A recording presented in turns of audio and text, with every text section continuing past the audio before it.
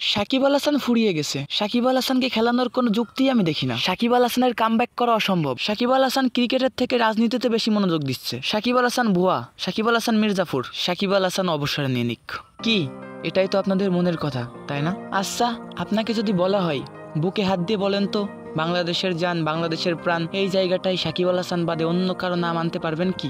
জানি পারবেন না, কারণ সাকিব আল হাসান আপনাকে করতে দিবে না। সাকিব আল হাসান এমন একটা ক্যারেক্টার যার কাজের মাধ্যমে আপনি তাকে মনে রাখবেন সারা জীবন।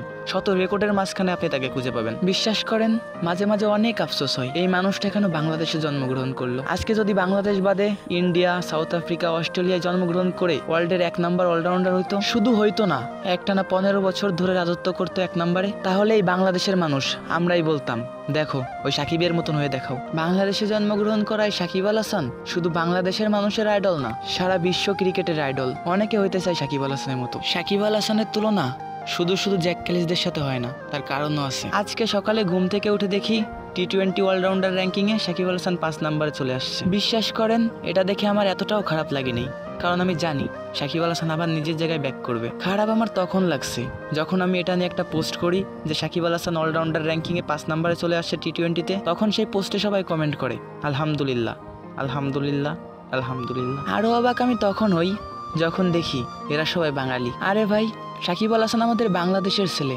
তার শত রেকর্ড, তার শত অর্জনের পাশে সবসময় লাল সবুজের পতাকাটা থাকে। সাকিব আল হাসান যেহেতু আমাদের বাংলাদেশের ছেলে, বাংলাদেশ টিমের হয়ে খেলে, তাহলে আমাদের তাকে নিয়ে সমালোচনা করা, দিন শেষে তাকে ভালোবাসার রাইট আছে। কিন্তু আমাদেরই দেশের ছেলে যখন সময় খারাপ হওয়ার কারণে ওয়ার্ল্ড অলরাউন্ডার র্যাঙ্কিংয়ে 1 নম্বর থেকে 5 নম্বরে চলে আসে এবং 1 নম্বরে যায় অন্য দেশের অন্য একটা ছেলে, তখন আমাদের কখনই উচিত না আলহামদুলিল্লাহ বলা। আমাদের উচিত তাকে আরো সাপোর্ট করা আর তাকে অ্যাপ্রিসিয়েট করা। হ্যাঁ, আমি মানতাছি সাকিবকে ব্যক্তিগত দিক দিয়ে আপনার খারাপ লাগে। আচ্ছা, ব্যক্তিগত দিক দিয়ে না, আপনার সাকিবের খেলাই খারাপ লাগে। আপনার পার্সোনালি একজনের খেলা খারাপ লাগবে, একজনের খেলা ভালো লাগবে, এটা স্বাভাবিক, হতেই পারে। কিন্তু সাকিব আল হাসান তো জন্ম নিয়েই বিশ্বসেরা অলরাউন্ডার হয়নি, তাকে কষ্ট করতে হয়েছে, তাকে ভালো খেলতে হয়েছে, তারপর ওই জায়গাটায় যাইতে পারছে। এটা তো আপনি অস্বীকার করতে পারবেন না, আর অস্বীকার করার কোনো জায়গাও নেই। এসব কিছু বাদ দেন, দিন শেষে সে আমাদের বাংলাদেশের প্লেয়ার, বাংলাদেশের প্রতিনিধি। যদি কাউকে মোটিভেট না করতে পারেন তাহলে তাকে ডিমোটিভেট করবেন না প্লিজ। আর সাকিব ভাই, আমার বিশ্বাস আছে, আমার না, আমাদের সব সাকিবিয়ানদের বিশ্বাস আছে, আপনি খুব তাড়াতাড়ি আবার আপনার জায়গায় ফিরবেন। আমরা অপেক্ষায় থাকলাম, খুব তাড়াতাড়ি আপনাকে আবার আপনার সিংহাসনে দেখব ইনশাল্লাহ। এবার আসি সাকিব আল হাসানের বিশ্বকাপ ফর্ম নিয়ে। অনেকদিন থেকে সাকিব আল হাসান আমার মনে হয় ক্রিকেটের চেয়ে অনেক বেশি তার বিজনেসের দিকে মনোযোগ বেশি। আমি সাকিব আল হাসানকে পার্সোনালি বলতে চাই, সে হচ্ছে যেন দেশে ফিরে এসে নিজের এলাকায় গিয়ে যেন হচ্ছে মানুষের সেবা করে এজ এ এমপি হিসাবে। সাকিব আল হাসানকে একদম স্বেচ্ছায় অবসরে যাওয়ার জন্য অনুরোধ করছি, বাংলাদেশ টিমকে শক্তিশালী করার জন্য। সাকিব আল হাসান যতবার সমালোচিত হয়েছে ততবার তার থেকে কঠিনভাবে ফিরে আসছে, আর আমাদের বিশ্বাস আছে এবারও কঠিনভাবে কামব্যাক করবে। আপনি 2019 সালের কথা ভাবুন, সাকিব আল হাসান কত বড়ভাবে সমালোচিত হয়েছে, কিন্তু সব সমালোচনার জবাব সে খেলার মাধ্যমে দিছে। 2019 সালের ওয়ানডে বিশ্বকাপটা রাঙাইছে। শুধু 2019 সাল না, এরকম অনেক কামব্যাকের ঘটনা আছে সাকিব আল হাসানের লাইফে। আচ্ছা, আপনারা 2024 সালের বিপিএল এর কথাই ভাবুন, সাকিবের যে অবস্থা ছিল, ব্যাটে তো একদমই খারাপ ছিল, চোখে সমস্যা, ব্যাট করতে পারে না, এরকম কত ঘটনা উঠে আসছিল আমাদের মাঝে। কিন্তু দিন শেষে কি হলো? সাকিব আল হাসান বিপিএলটা রাঙালো নিজের মতো করে। হ্যাঁ, এটাই সাকিব।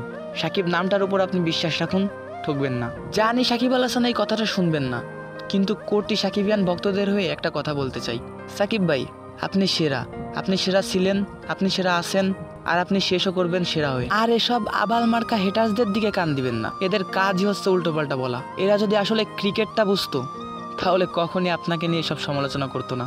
হ্যাঁ, সমালোচনা করতো, কিন্তু বাজে ভাবে না। দিন শেষে কিছু কথা বলি সাকিব ভাই, আপনি তো আপনি ফিরে আসুন আপনার মতো করে। যে টিভি স্ক্রিনে আপনাকে বিশ্বসেরা হতে দেখেছি, সেই টিভি স্ক্রিনে এবার আপনার প্রত্যাবর্তনের অপেক্ষায় থাকলাম।